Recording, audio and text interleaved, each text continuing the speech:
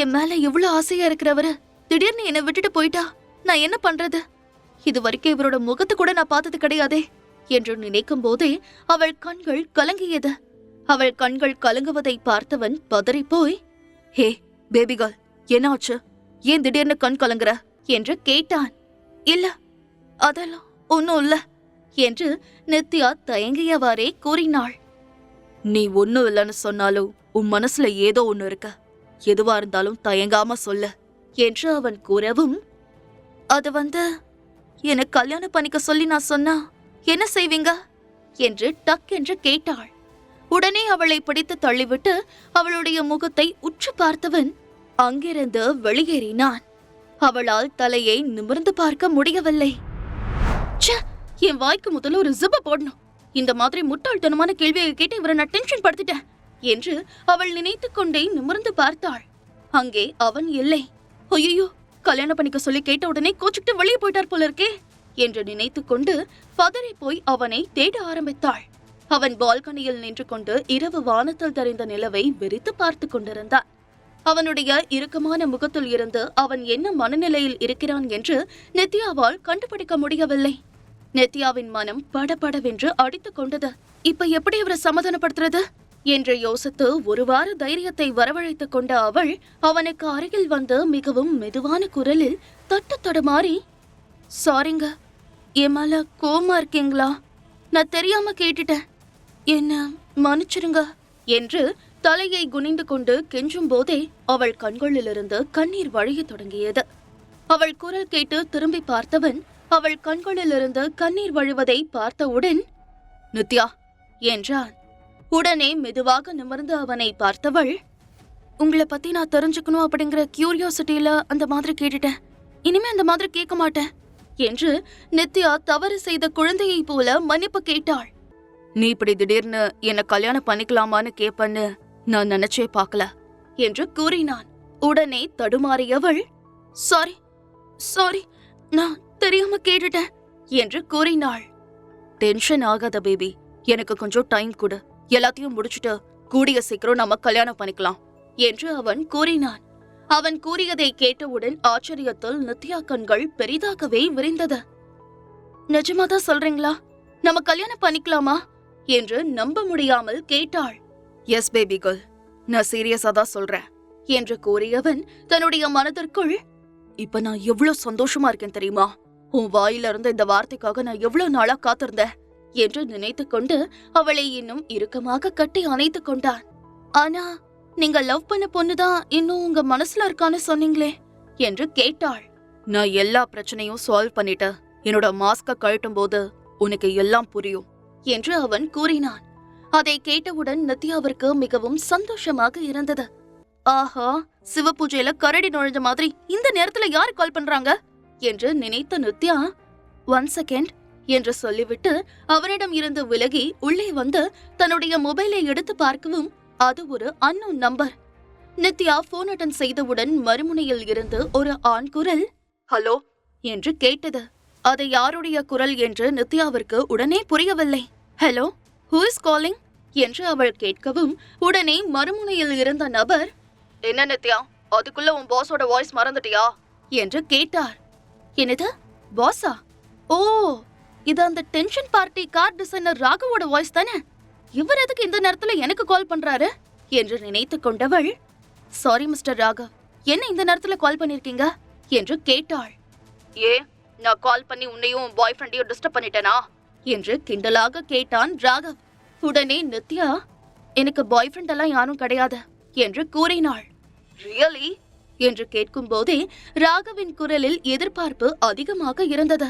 ஏ, உங்க company rules படி அங்க ஒர்க் பண்றவங்களுக்கு பாய் ஃப்ரெண்ட் இருக்க கூடாதா என்ன என்று நித்யா கிண்டலாக கேட்கவும் அதை கேட்டு சிரித்த ராகவ், அப்படியெல்லாம் இல்ல, என்கிட்ட ஒர்க் பண்ற மேக்கப் ஸ்டாஃப் லவர் கூட ஊர் சுத்திக்கிட்டு ஒழுங்கா வேலை செய்யலன்னா என்ன பண்றது, அதனாலதான் அப்படி கேட்டேன் என்று கூறினான். Don't worry mister Raghav, auto ஷோக்கு இன்னும் 4 நாள் இருக்கு. நீங்க கவலைப்பட வேண்டாம். உங்க மாடல் எல்லாருக்கும் என்னால முடிஞ்ச வரைக்கும் நான் நல்லா மேக்கப் பண்ணி விடுறேன். எனக்கு பாய் ஃப்ரெண்ட் இருக்காருன்னு கேக்குதான் இந்த ராத்திரி நேரத்துல எனக்கு கால் பண்ணீங்களா என்று நித்யா கிண்டலாக கேட்கவும் அதை கேட்ட ராகவிற்கு என்னவோ போல ஆகிவிட்டது. உடனே சமாளித்துக் கொண்ட அவன், இல்ல, நாளைக்கு நான் ஒரு ஃபங்க்ஷனுக்கு போறேன். அங்க ஒரு மேக்கப் ஆர்டிஸ்ட் தேவைப்படுறாங்க. அதனாலதான் உனக்கு கால் பண்ணேன். நான் உன்னோட பாஸ் தானே, ஏன் நான் உனக்கு கால் பண்ண கூடாதா என்று ராகவ் வீராப்பாக கேட்கவும், நாளைக்கா என்று நித்யா தயங்கினாள். ஏனென்றால் அவள் தன்னுடைய பெரியப்பாவிடம் அடுத்த நாள் இரவு டின்னர் சமைத்து எடுத்து வருவதாக கூறியிருந்தாள். என்ன யோசிக்கிற? அங்க ஒரு 30 பேருக்கு நீ மேக்கப் போட வேண்டியிருக்கும். ஒருத்தவங்களுக்கு 5000 ரூபாய்னா எவ்வளவு வரும்னு நீயே கால்குலேட் பண்ணிக்கோ. ஒரே நாள்ல உனக்கு பல்கா ஒரு அமௌண்ட் கிடைக்கும். வரியா வரலையா ஒரே வார்த்தையில பதில் சொல்லு என்று பொறுமை இல்லாமல் ராகவ் அதிகாரமாக கேட்கவும், ராகவ் இப்படி அதிகாரமாக பேசுவது நித்யாவிற்கு பிடிக்கவில்லை. ஆனாலும் மனதிற்குள் கணக்கிட்டு பார்த்தாள். ஒரே நாள்ல 1.5 லட்சம் ரூபாய் கிடைக்கும். இந்த பணம் இருந்ததுன்னா பெரியப்பாவோட ஹாஸ்பிட்டல் செலவுக்கு ரொம்ப யூஸ்ஃபுல்லா இருக்கும் என்று நினைத்தவள் பல்லை கடித்துக் கொண்டு, சரி வரேன் என்று கூறினாள். உடனே ராகவ் சிரித்துக் கொண்டே, சரி உன்னுடைய அட்ரஸ் எனக்கு சென்ட் பண்ண, நானே வந்து உன்னை பிக்கப் பண்ணிக்கிறேன் என்று கூறினான். உடனே பதறிப்போன நித்யா, இல்ல சார் வேண்டாம், நீங்க இங்க வர வேண்டாம், அட்ரஸ் சொல்லுங்க, நானே அங்க வந்துடுறேன் என்று கூறினாள். இல்ல அதெல்லாம் சரியா வராது. அந்த இடத்துக்கெல்லாம் உன்னால தனியா வர முடியாது. நானே வந்து உன்னை பிக்கப் பண்ணிக்கிறேன்.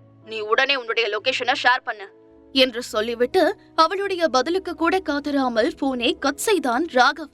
வேறு வழி இல்லாமல் தான் இப்பொழுது தங்கியிருக்கும் இந்த ஹோட்டலின் லொகேஷனை ஷேர் செய்தாள் நித்யா.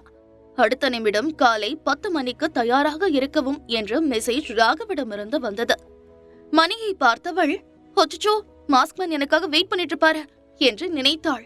உடனே நித்யா மனதில் உற்சாகம் தொற்றிக்கொள்ள, என்னை விட்டு உயிர் போனாலும் உன்னை விட்டு நான் போமாட்டேன், ஜென்மம் பல எடுத்தாலும் உன்னை யாருக்கும் தரமாட்டேன் என்ற பாடலை ஹம் செய்து கொண்டே அவனை பார்க்க ஓடினாள். அடுத்த நாள் காலை ராகவை காத்திருக்க வைக்க கூடாது என்பதற்காக 9:30 மணிக்கெல்லாம் கிளம்பிய நித்யா தன்னுடைய ரூமிலிருந்து கீழே இறங்கி ஹோட்டல் ரிசப்ஷனுக்கு வந்துவிட்டாள். இன்று மாஸ்க்மேன் அவளுக்காக வாங்கி கொடுத்திருந்த ஒரு white colour long skirt, white colour T-shirt அணிந்து கொண்டு தலைமுடியை தூக்கி போனிடெயில் போட்டு இருந்தாள். மேக்கப் எதுவும் இல்லாமல் அந்த எளிமையான தோற்றத்திலேயே நித்யா வானத்திலிருந்து இறங்கி வந்த தேவதை போல அவ்வளவு அழகாக இருந்தாள். நித்யா ரிசப்ஷனுக்கு வரவும் ஹோட்டல் வாசலில் ஒரு வெள்ளை நிற BMW கார் வந்து நிற்கவும் சரியாக இருந்தது. அதில் இருந்து ராகவ் தான் இறங்கி வந்தான். எப்பொழுதும் கோட் சூட்டில் பார்த்து பழகிய நித்யாவிற்கு அவனை பிளாக் கலர் ஜீன்ஸ், பிராண்டட் டி-ஷர்ட்டில் பார்க்க சற்று வித்தியாசமாக இருந்தது.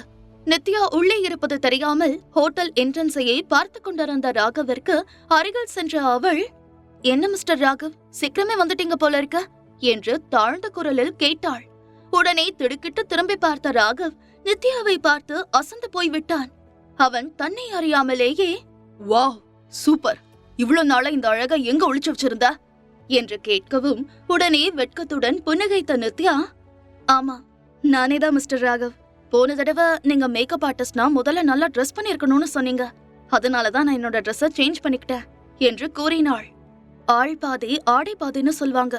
என்னதான் நாம நல்ல திறமையானவங்களா இருந்தாலும் கூட வெளி தோற்றத்தை வச்சுதான் ஃபர்ஸ்ட் நம்மள ஜட்ஜ் பண்ணுவாங்க. யாரா இருந்தாலும் தன்னுடைய ஆடைக்கு முக்கியத்துவம் கொடுக்கணும், அப்பதான் நமக்கு நல்ல வாய்ப்புகள் கிடைக்கும் என்று நித்யா ஏற்கனவே முடிவு செய்திருந்தாள். வெரி குட் நித்யா, உனக்கு இந்த ட்ரெஸ் ரொம்ப நல்லா இருக்கு. ஆனா நீ ஏன் இப்படி ஃபுல்லா வெள்ளை கலர்ல ட்ரெஸ் பண்ணிருக்க? உன்கிட்ட வேற கலர் ட்ரெஸ் இல்லையா? சரி சீக்கிரம் கார்ல ஏறு என்று கூறிய ராகவ் தன்னுடைய காரின் முன்கதவை திறந்து விட்டான். இது போன்ற லக்ஸரி ஸ்போர்ட்ஸ் காரில் நித்யா ஏறியதே கிடையாது. அதில் ஏறும்போது அவளுக்கு ஒரு மாதிரியாக இருந்தது. அந்த ஸ்போர்ட்ஸ் காரில் 2 சீட்டுகள் மட்டுமே இருந்தது. அவள் காரில் ஏறிய அடுத்த நிமிடம் அந்த ஸ்போர்ட்ஸ் கார் மின்னல் வேகத்தில் சீறிக்கொண்டு அங்கிருந்து கிளம்பியது. அவனுடைய வேகத்தை பார்த்து ஒரு நிமிடம் பயந்து போன நித்யா ஜன்னல் ஓரம் தள்ளி உட்கார்ந்து கொண்டு வெளியில் வேடிக்கை பார்க்க தொடங்கினாள். கார் ஓட்டிக் கொண்டிருந்தாலும் ராகவின் கண்கள் நித்யாவின் மீதே நிலைத்திருந்தது. 2 கண்கள் தன்னை குறுகுறுவென்று பார்ப்பதை உணர்ந்த நித்யா திடீர் என்று திரும்பி பார்க்கவும் உடனே சுதாரித்துக் கொண்ட ராகவ், என்ன நித்யா, நீ ஹோட்டல்ல தான் ஸ்டே பண்ணிருக்கியா? தனியா இருக்கியா இல்ல யார் கூடயாவது சேர்ந்து ஸ்டே பண்ணிருக்கியா என்று கேட்டான். ஆமா, ஒரு ஃப்ரெண்டு கூட இருக்கேன் என்று நித்யா சொல்லவும், ஃப்ரெண்டா? அது பாய் ஃப்ரெண்டா இல்ல கேர்ள் ஃப்ரெண்டா என்று ராகவ் சந்தேகமாக கேட்டான். அதை விடுங்க சார், அவருக்கு தேவையானதை செஞ்சு கொடுக்கிற ஒரு கேர்டேக்கரா தான் நாங்க இருக்கேன் என்று நித்யா கூறவும் ராகவிற்கு நிம்மதியாக இருந்தது. ஓ ஓ, ஐ see. அப்படின்னா நீ பார்ட் டைம் வேலை பாக்குறியா? பணம் சம்பாதிக்க நீ ரொம்ப கஷ்டப்படுற போல இருக்க என்று அவன் கேட்டான். அதற்கு எந்த பதிலும் சொல்லாமல் புன்னகைத்தாள் நித்யா. அன்னைக்கு பார்த்ததுக்கும் இன்னைக்கு பாக்குறதுக்கும் இந்த பொண்ணு கிட்ட நிறைய சேஞ்சஸ் இருக்கு. அன்னைக்கு இவ தன்னோட சைஸுக்கு சுத்தமா பொருத்தமே இல்லாத டபுள் எக்ஸல் சுடிதார் போட்டுக்கிட்டு கருப்பு கலர் சோடா பொடி கண்ணாடியும் போட்டுக்கிட்டு வயசான பொண்ணு மாதிரி இருந்தா. ஆனா இப்ப காலேஜ் படிக்கிற பொண்ணு மாதிரி கியூட்டா அழகா இருக்கா. இவ்ளோ அழகா இருக்கிற இந்த பொண்ணு பாய் ஃப்ரெண்ட் யாரும் இல்லைன்னு சொல்றாளே. இந்த பொண்ணு சொல்றது உண்மையாதான் இருக்கும். சின்ன வயசுல இருந்து குடும்ப கஷ்டத்தை தன்னுடைய தலையில சுமந்துகிட்டு இருக்கிறதுனால இவ தன்னோட சேஃப்டிக்காக அந்த மாதிரி ட்ரெஸ் பண்ணிருக்கான்னு நினைக்கிறேன் என்று நித்யாவை பற்றி ராகவ் சிந்தித்துக் கொண்டிருந்தார். அடுத்த சில நிமிடங்களில் அந்த கார் ஒரு பிரைவேட் கிளப்பிற்கு வந்து நின்றது. ராகவ் கீழே இறங்கியவுடன் அங்கு இருந்த பணியாளர்கள் அவனை மரியாதையுடன் வணங்குவதை பார்த்த நித்யா அவன் இங்கு அடிக்கடி வருவான் என்பதை புரிந்து கொண்டாள். அவனுடன் சேர்ந்து உள்ளே வரும்போது, சார், இங்க என்ன ஃபங்க்ஷன் நடக்க போகுது? நான் யாருக்கு மேக்கப் பண்ணணும் என்று கேட்டாள். அவளை ஏற இறங்க பார்த்த ராகவ், நீ என்ன முட்டாளா? இந்த மாதிரி கிளப்புக்கு எதுக்கு வருவாங்கன்னு உனக்கு தெரியாதா என்று கேட்கவும், அப்பொழுதுதான் அவர்களை கடந்து அந்த கிளப் ஹவுஸுக்கு செல்பவர்களை நித்யா கவனித்தாள். அங்கு அனைவரும் ஜோடி ஜோடியாக வந்திருந்தார்கள். ராகவ் தன்னை எதற்காக இங்கே அழைத்து கொண்டு வந்திருக்கிறான் என்று அவளுக்கு புரிந்தது. உடனே அவள், ஓ, அப்படின்னா நான் உங்க லவருக்கு மேக்கப் பண்ணி விடணுமா என்று அப்பாவியாக கேட்டாள். உடனே அவளுடைய கண்களை உற்று பார்த்த ராகவ், அப்படின்னா நீ என்னோட லவ்வர் இல்லையா என்று கேட்டுக்கொண்டே நித்யா கையை பிடித்தான். உடனே நித்யாவின் முகம் மாறிவிட்டது. அவனிடமிருந்து தன்னுடைய கைகளை விடுவித்துக் கொண்ட அவள், சாரி மிஸ்டர் ராகவ், நீங்க என்ன சொல்றீங்கன்னு எனக்கு எதுவும் புரியல என்று கடுமையான குரலில் கேட்டாள். கூல் நித்யா, இன்னைக்கு என் தம்பி கம்பெனில ஒரு ஃபங்க்ஷன் நடக்குது. அவன் என்ன பார்க்கும் போதெல்லாம் சீக்கிரம் கல்யாணம் பண்ணிக்க சொல்லி கம்பல் பண்ணிட்டு இருப்பான். நான் எதுக்கு அவனுக்காக கல்யாணம் பண்ணிக்கணும் சொல்ல? என்னை பார்த்த உடனே எனக்கு அட்வைஸ் பண்ண ஆரம்பிச்சிருவான். இன்னைக்கு நீ எனக்கு ஒரு ஹெல்ப் பண்ணணும். அவன் முன்னாடி நீ என்னோட லவ்வரா நடிக்கணும். இதுக்காக நான் அவனுக்கு 1,00,000 ரூபாய் பணம் தரேன் என்று ராகவ் கூறினான்.